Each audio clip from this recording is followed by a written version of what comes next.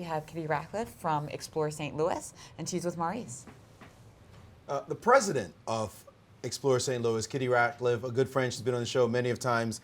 Great to have you back. Thank you. And Explore St. Louis, for those of you who don't know what it is, why don't you give us some insight into what you do?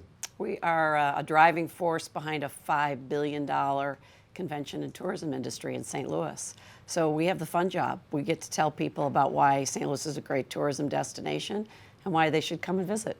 Now tell us the new initiatives that you have going on now. I know things are always happening. They are always happening in St. Louis, and that's what makes my job so fun. You know, in the last year, we just opened the National Blues Museum here in St. Louis, and it's an incredible story of the history of the blues. Yeah, history of the blues in the country and in the world is based here in St. Louis, and that story's told in a new museum that opened less than a year ago. What time does it open? Because I'm always on some silly chess show. Ready to go get the good stuff. Well, I don't think it's open in the middle of the night, actually. So you are going to have to find some daylight or early evening hours. What is a typical chess hours? We chess players like to be up in the middle of the night. Yeah. It's a great time to visit. Well, maybe you can get us like a, we might be able to get you a guided special for a special pass or tour. something.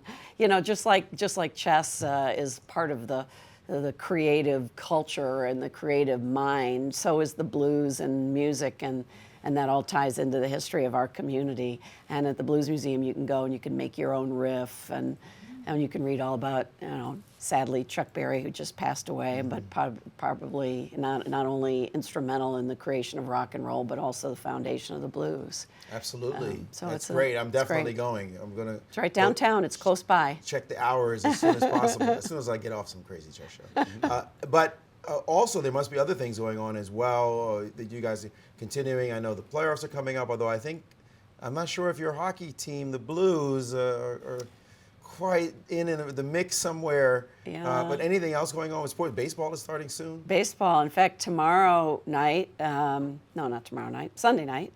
Sunday night is opening season, opening day, and our perennial favorites and great team, the St. Louis Cardinals, are playing the world champion Chicago Cubs on Sunday night. Sounds like you can get us tickets to that it's too. It's going to be phenomenal. Man, I introduced you as a dear friend and you haven't gotten the tickets for us yet. What's this about? So St. Louis is very excited about its opening day. It's always a big celebration in St. Louis, but to play the Cubs this year for opening day is really special. Yeah, arch rivals as well. Yeah, exactly.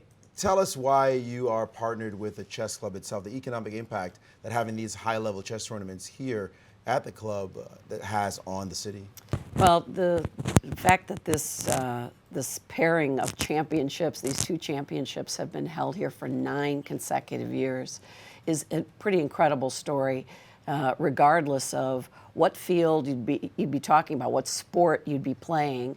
To have them here 9 consecutive years in the same city has had a huge impact, and that impact is not just a one-time new infusion of cash, which we love the new infusion of cash every time the championships come, but I think more than that, it's a cumulative effect.